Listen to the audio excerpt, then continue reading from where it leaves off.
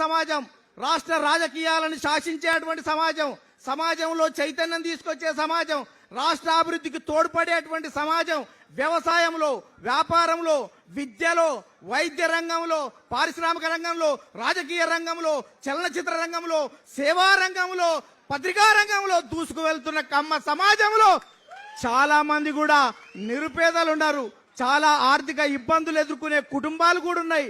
బుక్కెడు నీళ్లు లేక గుక్కెడు మెతుకులు లేనటువంటి నిమ్న జాతి కంటే హీనంగా ఉన్నటువంటి కొన్ని కమ్మ కులాల్లోని వ్యక్తులు ఉన్నారు.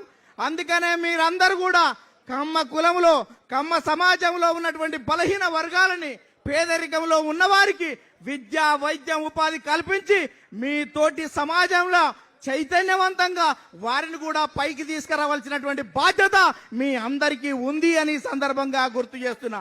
నేనొక్కడనే అనుకుంటే నేతాజీ ఎట్లవుతావు, శివం ఎత్త కూర్చుంటే శివాజీ ఎత్త అవుతావు. నీవు నడువు, నీ సమాజాన్ని నడిపించు.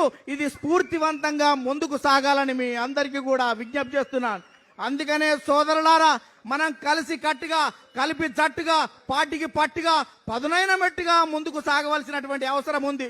కులం మీద ప్రేమ అవసరం, కానీ ఇతర కులాల మీద ద్వేషం వద్దు అని సందర్భంగా గుర్తు చేస్తూ, సమాజంలోని అన్ని కులాలను సమన్వయం చేసుకుంటూ రాష్ట్ర చరిత్రలో కమ్మ కార్పొరేషన్ అంటే ఒక సమర్థవంతమైన, ఆదర్శవంతమైనటువంటి సమాజంగా మీరు తీర్చిదిద్దుతారనే నమ్మకం ఉంది అని సందర్భంగా గుర్తు చేస్తూ, మీరందరూ కూడా చరిత్రకారులు. ఎందుకంటే రాష్ట్ర చరిత్రలో కమ్మ కార్పొరేషన్ ఏర్పాటు మీతోటే ప్రారంభమైంది. ఇవాళ రాష్ట్రంలో ఏ కార్పొరేషన్ కూడా ప్రమాణం చేయనంత ఘనంగా ప్రమాణ స్వీకారానికి సుకారం చుట్టినటువంటి మీ అందరికీ కూడా పేరు పేరున ధన్యవాదాలు తెలియజేస్తూ, ఈ కార్యక్రమానికి వచ్చిన పూజ్యులు, గౌరవనీయులు, విజ్ఞులు, విజ్ఞానవేత్తలు, దేశభక్తులు ప్రతి ఒక్కరి ముఖంలో చూస్తే పదవి తమకొచ్చినట్లుగా భావిస్తున్నటువంటి మీ అందరికీ కూడా పాదాభివందనం తెలియజేస్తూ, భవిష్యత్తులో మరిన్ని పదవులు అధిరోహించాలి, కమ్మ సమాజాన్ని ముందుకు నడిపియాలి, కమ్మలలో పేదలు లేకుండా చూడాలి, ఇతర కులాలకు ఆదర్శంగా నిలవాలి, రాష్ట్ర రాజకీయాలను ప్రభావితం చేయాలి అని మీ అందరికీ విజ్ఞప్తి చేస్తూ